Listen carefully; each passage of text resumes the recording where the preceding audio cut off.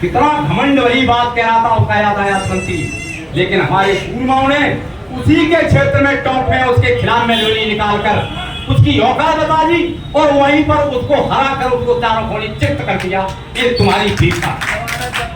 जमानत जब्त हुई और इसके बाद भी उस सरकार ने विपक्ष में बैठ कर भी हमने बंद नहीं किए। विपक्ष का नेता क्या कह रहा है, अरे इस सफेद हाथी को कब तक पालोगे, इस सफेद हाथी को कब तक पालोगे। उनकी मानसिकता देखी, मानसिकता देखिए उस सरकार की। लेकिन साथियों, आपके प्रयासों से और आपके परिवार के बददुआओं से और उसके घमंड से वो सरकार हमेशा हमेशा के लिए इतिहास के पूरे जाल में डाल दी गई। अब वो कभी नहीं आएगी, क्या रखना है इस बात का। अब आ गई ये सरकार, इस सरकार पर बहुत भरोसा किया था। हमारी कहते हैं संघर्ष ही जीवन है। तो साथियों, हमें इस लड़ाई से कभी थकना नहीं है। आपको ये इधर देख लेना चाहिए, बुजुर्ग जो आज मैं तो कहूँगा इनको आराम की जरूरत है, वो इस मैदान में आकर के और जंग की लड़ाई का ऐलान करते हैं आकर के। इनके लिए मैं तालियों से धन्यवाद देना चाहता हूँ, वही उम्र में आकर के। और मैं तो कहता हूँ जैसे बूढ़े बैल कुछ भी हो साथ देने के लिए चले आते हैं। तो मैं इनके लिए तो कोटि कोटि नतमस्तक होकर के इनको धन्यवाद कहता हूँ। और इनका जब तक हमारी पीठ पे हाथ है तब तक शायद हमारी हार तो हो ही नहीं सकती। तो साथियों, जो हमारे नए युवा साथी है, मैं उनको आगाह करना चाहता हूँ, क्योंकि उनकी अनुपस्थिति भी है और उनका इंटरेस्ट भी बहुत कम नजर आता है, क्योंकि उनको भी इस तरह का ज्ञान नहीं है। क्योंकि वो हमारे साथी कह रहे थे कि कब इसका समापन कब होगा, क्योंकि इनको ज्ञान नहीं है कि लड़ाई कैसे लड़ी जाती है और लड़ाई के क्या परिणाम निकलते हैं।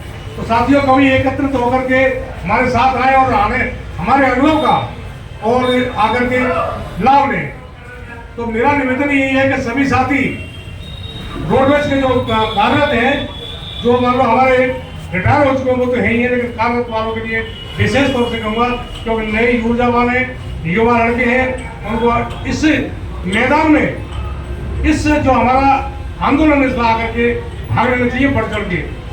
जो आगे आने वाली हमारी जो रैली है, उस रैली में बड़े बूढ़े मैं तो कहूँगा ये तो आएंगे ही, लेकिन युवाओं का इतना जमघट होना चाहिए कि उनको लगे कि हाँ, युवा आज एक आंदोलन की राह पकड़ ली है, जिससे कि सरकार को भी झुकने के लिए मजबूर होना पड़े।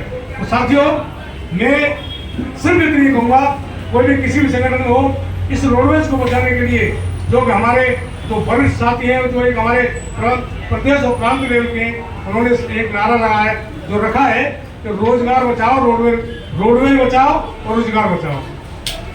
रोजगार, जब रोडवेज बचेगी तो हमारा रोजगार भी बचेगा, और रोजगार बचेगा तो हमारे बच्चे हम सब फले फूलेंगे। और मैं जनता से भी आग्रह करूंगा कि ये रोडवेज चलेगी तो आपको हर तरह की छूट भी मिलेगी, आपको सुविधाएं मिलेगी। आप बस स्टैंड में बैठे बड़े आराम से सफर करते हैं, तो जनता से भी कहूँगा अगर जरूरत पड़े तो हमारे कंधे से कंधा मिला करके हमारे साथ दें और सरकार को हिलाए झुकाए और उसको मजबूर करे कि रोडवेज बंद नहीं होनी चाहिए। रोडवेज में ये जितनी सुविधा दे सके उतनी सुविधा दें। ये रोडवेज नशा और नुकसान के लिए नहीं है, ये जनता की सुविधा के लिए, और जनता की सुविधा के लिए बेहतरीन गाड़ियाँ होनी चाहिए, बेहतरीन सुविधा होनी चाहिए, वो सरकार को देनी चाहिए और उसका दायित्व बनता है। जब ये चुनाव लड़ते हैं तो आकर के बड़े बड़े लंबे चौड़े वादा करते हैं, जब उनके वादा और सरकार बन जाती है सब भूल जाते हैं, जो कि एक बहुत अनर्थ और महापाप है। इस तरह का नहीं करना चाहिए सरकार को। सरकार को भी इस तरह का सोचना चाहिए कि हमारी जनता है, इस जनता के बीच में कुछ करेंगे तो हम मिलेंगे, नहीं तो दुनिया बजा देंगे। आज की जनता वो रही है, वो पहली से नहीं रही है। मैदान में करोगे तो आओगे, बाकी ऐसे कैसे चले जाओगे। तो साथियों, जो आगे आने वाली रैली है उसके लिए हमें बहुत बड़ी हमारा जो आंदोलन है ये रैली से पता लग जाएगा कि हमारे आंदोलन की कितनी मजबूती है।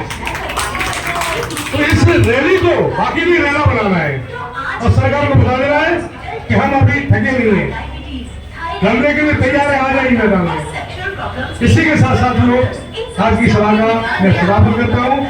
उसके साथ साथ दो चार नारे लगाएंगे, जोर से नारे लगाने हैं। इंकलाब जिंदाबाद, इंकलाब जिंदाबाद, रोडी रक्षा कौन करेगा, रोडी रक्षा कौन करेगा।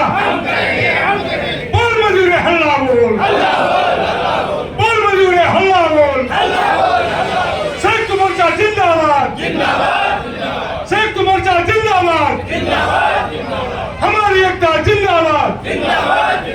धन्यवाद सर।